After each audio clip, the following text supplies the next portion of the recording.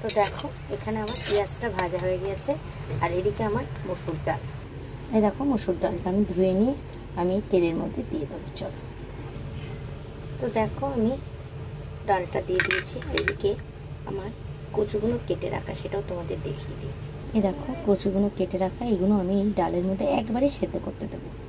তো দেখো কচুগুলো আমি ডালের মধ্যে দিয়ে দিলাম। এদিকে আমি দিয়ে দেবো কেটে রাখা 3টে লঙ্কা। তো সব একসঙ্গে দিয়ে দিলাম, দিয়ে এটাকে আমি সেদ্ধ করতে বসিয়ে দিলাম। তো চলো এটাকে আমি প্রেশার কুকারে প্রেশার কুক করতে দিয়ে দিই, তাহলে এটা আমার ঝটপট হয়ে যাবে। তো চলো প্রেশার কুক করে। তো তোমরা দেখতেই পাচ্ছ কড়াইয়ের মধ্যে জল দিয়ে কচু ডাল সব একসঙ্গে ফুটতে বসে গেছে।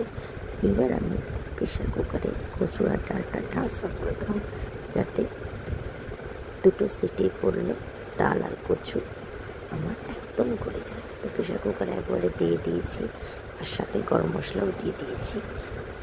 তোমাদেরকে বলেই যে নুন তো দেওয়া, গরম মশলাও দেবো। এবার 2টো সিটি অপেক্ষা করবো। 2 সিটি করলে আমার ডালটা একদম রেডি হয়ে যাবে। তো আজকের রেসিপিটা ভালো লাগলে আমার চ্যানেলটাকে সাবস্ক্রাইব করতে একদম ভুলো না, পাশে থাকা বেল আইকনটা প্রেস করে দিও, তাহলে যখনই আমি নিত্য নতুন ভিডিও আপলোড করবো আগে তোমাদের কাছে পৌঁছে যাবো। আমার ডালটা একদম রেডি আজকের জন্য। টাটা।